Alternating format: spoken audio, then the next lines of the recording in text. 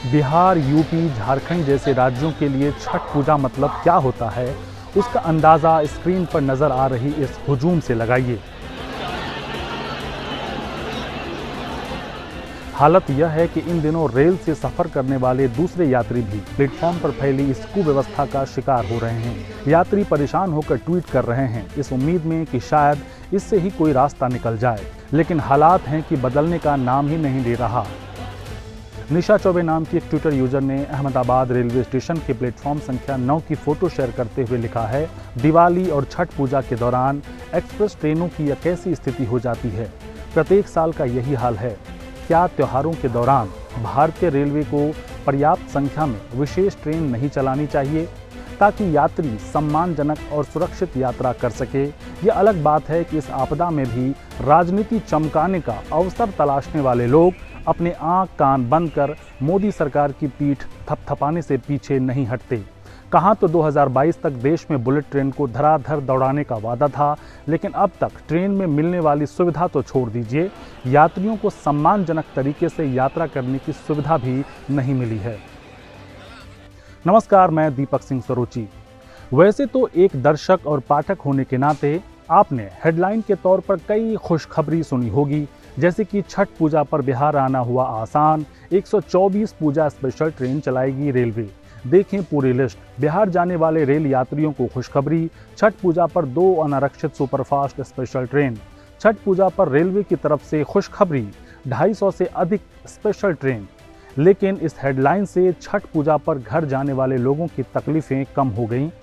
बिहार सरकार ने भी ट्वीट करते हुए लोगों तक यह बात पहुंचा दी कि बिहार आ रहे लोगों की कठिनाइयों को देखते हुए उनकी तरफ से केंद्र सरकार से और भी स्पेशल ट्रेन चलाने का अनुरोध किया जा रहा है, ताकि यात्री हैजल फ्री यानी कि परेशानी मुक्त यात्रा कर सके।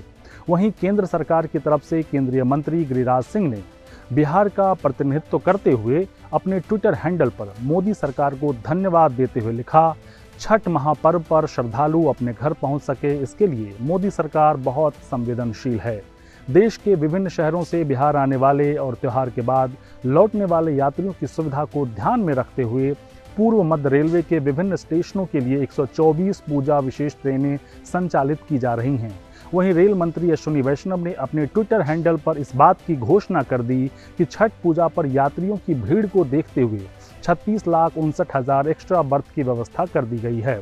इस तरह ट्विटर पर लोगों की शिकायत उठी। ट्विटर पर ही बिहार सरकार ने मामला केंद्र सरकार के संज्ञान में दे दिया।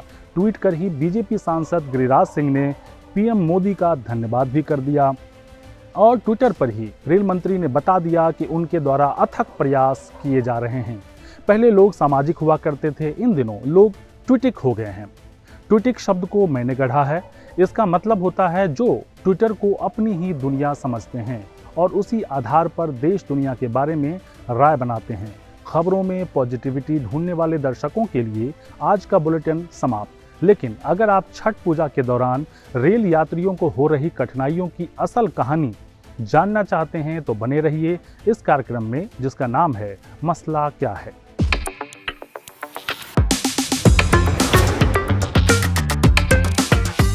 छठ पूजा के दौरान ट्रेन में यात्रियों की मारामारी कोई नई बात नहीं है, लेकिन यह पुरानी बात कब तक बनी रहेगी? केंद्र सरकार समेत सभी राज्यों के लोगों को भी ठीक से ज्ञात है कि छठ पूजा के दौरान बिहार, यूपी के लोग अपने राज्य वापस जाते ही हैं।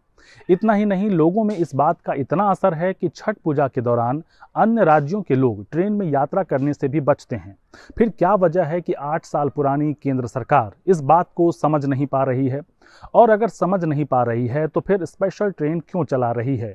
बुधवार को केंद्रीय रेल मंत्री अश्विनी वैष्णव ने जानकारी देते हुए बताया कि शुक्रवार से छठ पूजा के लिए देश भर में भारतीय रेलवे ने करीब 250 से अधिक ट्रेनें शुरू की हैं। इससे लगभग 1.4 लाख बर्थ लोगों की यात्रा के लिए उपलब्ध होंगे। इसका मतलब है सरकारें समझ तो रही हैं, फिर बिहार, यूपी के लोगों को नज़रअंदाज क्यों किया जा रहा है? प्रांजलि सिंह नाम की एक यूजर अपने ट्विटर हैंडल पर लिखती हैं कि 3 सालों के बाद वह और उनका पूरा परिवार एक साथ छठ पूजा मनाने अपने घर जाना चाहती हैं, लेकिन किसी भी ट्रेन में टिकट अवेलेबल नहीं है।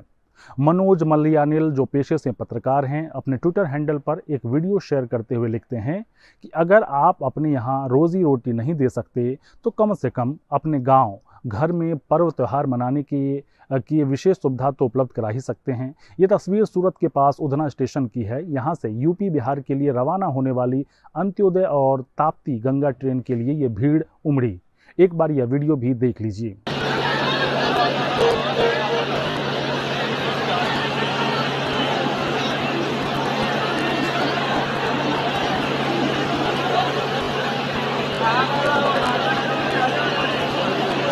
वहीं आशु गुप्ता नाम के एक ट्विटर यूजर ने तो पीएम मोदी से ही मदद की गुहार लगा दी। वो लिखते हैं, प्रिय प्रधानमंत्री जी, बिहार जाने के लिए एक ऐसी ट्रेन की व्यवस्था कीजिए जिसमें यात्री कम से कम खड़े होकर तो जा ही सकें। आप बिहार यूपी के लोगों के लिए छठ पूजा का महत्व तो जानते ही होंगे। इस महापर्व में सभी लोग अपने घर जाना चाहते हैं। मैं जिस ट्रेन में हूं उसकी कुछ तस्वीरें भेज रहा हूं, आप खुद ही इसे देखिए। लोगों के लिए खड़े होने तक की जगह नहीं है, प्लीज आप कुछ कीजिए।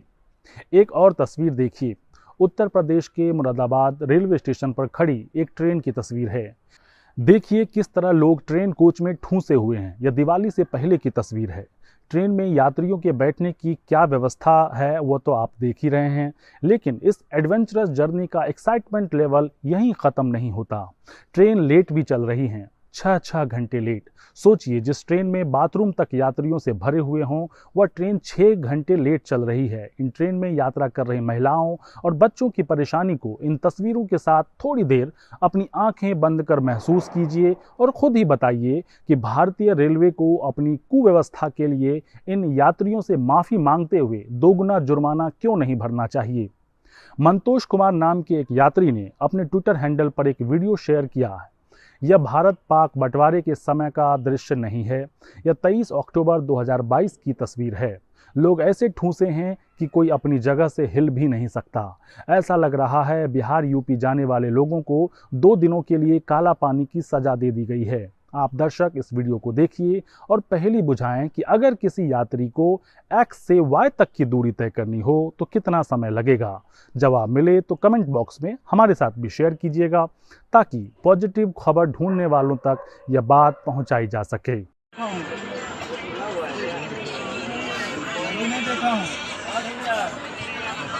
केशव कौशिक नाम के एक अन्य यूजर ने भी कुछ ऐसी ही तस्वीर भेजी है। एक बार उसे भी देखिए और फिर पहेली भी बुझाइए कि अगर किसी यात्री को X से Y तक की दूरी तय करनी हो तो कितना समय लगेगा।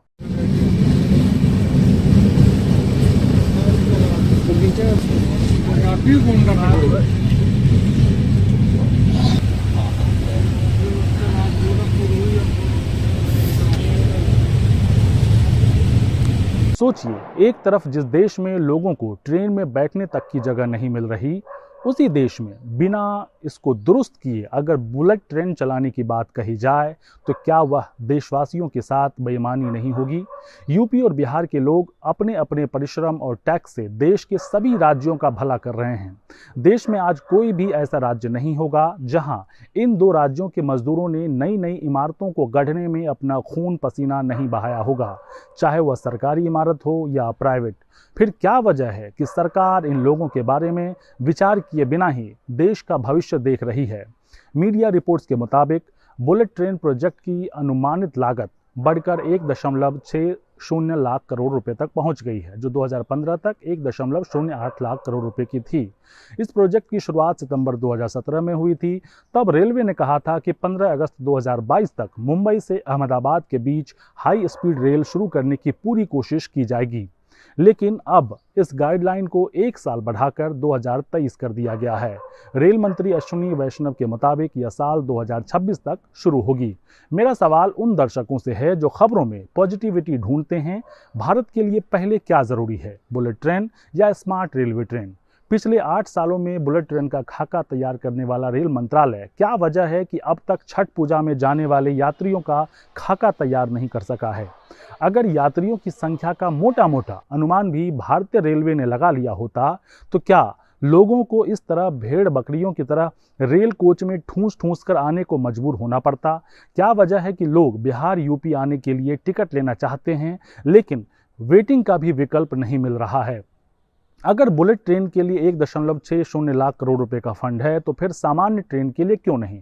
मतलब साफ है, सरकार की प्राथमिकता रेल में ठसाठस भरे आ रहे इन यात्रियों को लेकर नहीं है, उनकी राजनीति अलग अलग लोगों के लिए अलग अलग है। तो फिर आप गुजरात मॉडल या दिल्ली मॉडल देखकर किसी भी नेता के लिए अपने मन में छवि क्यों गढ़ते हैं?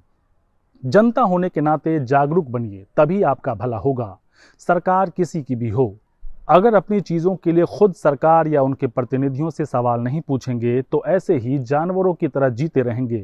तय आपको करना है, राजनीतिक पार्टी बनकर देश के लिए सोचना है या फिर सिर्फ एक नागरिक बनकर।